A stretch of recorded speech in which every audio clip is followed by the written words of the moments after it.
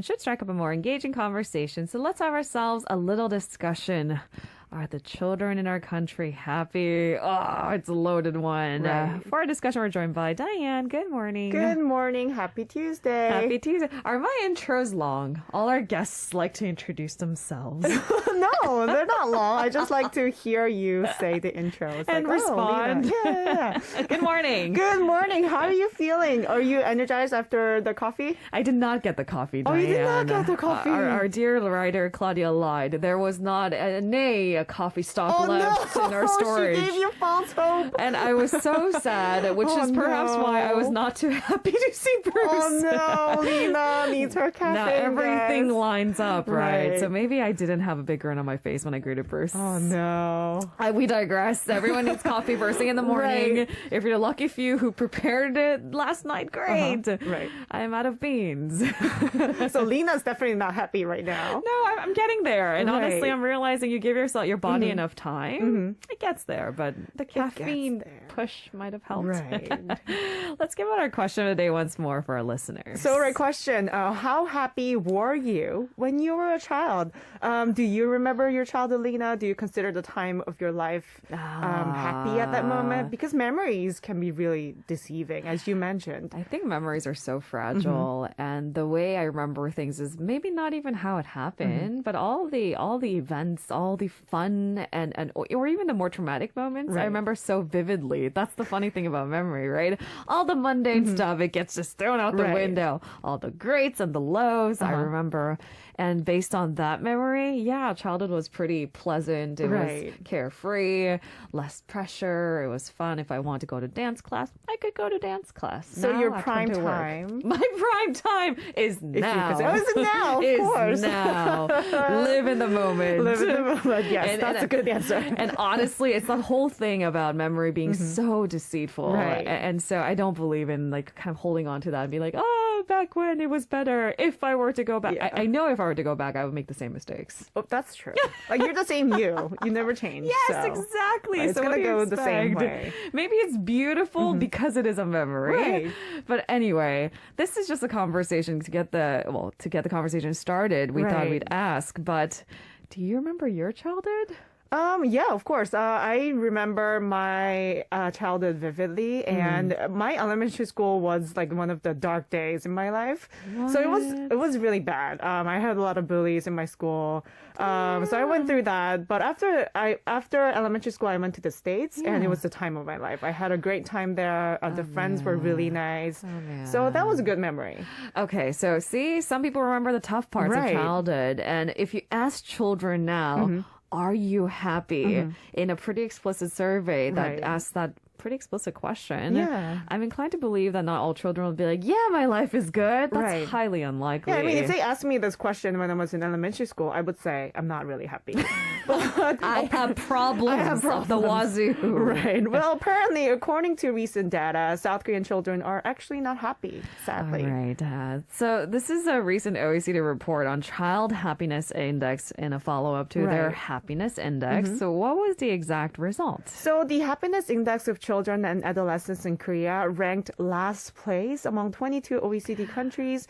And the Happiness Index for children under the age 10 was unfortunate as well, placing only 31st place out of 35 countries, staying at the bottom. Okay, so now I'm not just talking about the children not satisfied. They're really unhappy in I guess, comparison. On top of that, kids are going through psychological difficulties as well. Right. So according to the Health Insurance Review and Assessment Service, the number of depressed patients aged from 5 to 14 in South Korea reached about 10,000 in 2020. During the pandemic. Right. Considering that the number was below 6,500 kids in 2017 before the pandemic, this is about a 50% jump in just 3 years, which is amazing. Right. Compared to the same period where the number of depressed patients in the age group increased by 23%, this 50% jump in the mental health problems of children and adolescents are worsening much faster. Okay, so then let's go into details of this very OECD report. What did it say? So the details of the survey can be somewhat very depressing and shocking. In the survey, about 40% of children mentioned material values, just as money, grades, and licenses, as necessary for happiness. Relational values such as family and friends accounted for less than 34%, and personal values such as health, freedom, and religion only accounted for about 28%. Oh, that's so hard for me to digest Right. because I think for adults to say this is an entirely different sort of message, and Yeah. children to answer Of so course. with such hopelessness. Yeah, so students who choose relational values, they show relatively high happiness scores in Okay. general. But compared to 2009, the percentage of students choosing relational values decreased by 11 percentage points last year, while material values increased by 10 percentage points. So it's not just the OECD results, but there are other studies showing that South Korea has a low quality life for Right. children, according to children. Right. So in the International Children's Quality of Life Survey conducted by Save the Children and Seoul National University's Social Welfare Research Institute, the quality of life of Korean children was only 31st out of 35 countries, placing the lowest. I mean, considering that we're a better country with Right. good medical infrastructure and all these things that we boast about on in our headlines, Right. It's just this is just pathetic, isn't it? We it's a should little be bit addressing depressing, it. Yeah. right. Now, the children themselves have answered that they are unhappy, and I Right. think that's the most problematic part of the Yeah. survey. Those studies are one thing, but to hear from children themselves that they're just so frustrated and sad, and again hopeless at such a young age, is Yeah. heartbreaking. Right. So according to the results of the 2021 Children's Rights Awareness Survey conducted by the Ministry of Health and Welfare, every five children has answered that they are not happy. This is really shocking. Right. Can you give us the detailed numbers? So when about 1,300 children and adolescents were asked about their levels of happiness, about 80% answered that they were happy, with 57% answering generally happy and 24% saying very happy. However, about 20% of them said they're not happy, with 16% saying they're generally not happy and more than 3% saying they're not happy at all. That's heartbreaking, isn't it? Right. Because you give them an entire spectrum. So, I think I'd be, even if I were unhappy with my life, if sometimes I did feel happiness, I would be neutral. I Right. wouldn't go as far as to say that I'm not happy At or all, right. not happy at all. Right. How was the study conducted? Surveys? Yeah, so this was done through an online survey with about 1,300 children from July 16th to October 29th of last year. 350 elementary school students, 390 middle school students, and 330 high school students, and 200 out-of-school children, maybe, I guess, doing homeschooling, Okay. conducted the online survey. Okay, so did the kids explain then why they don't feel happy? So when we asked the reason for children and adolescents who answered not happy, about 34% said because of academic issues such as study burdens or pressures on getting good grades.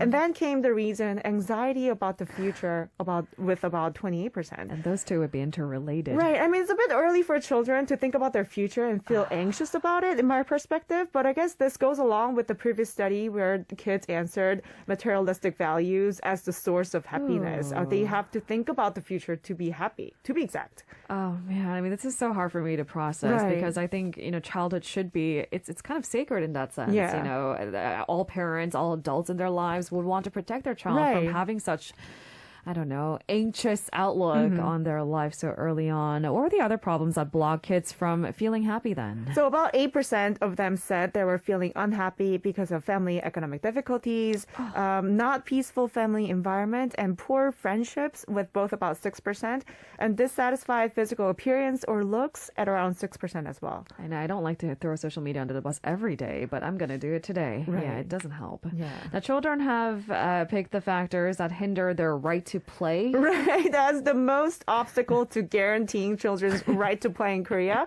About half of them said adult interference for the factor. So it's adults' fault. Lack of playtime came in next with about 30%.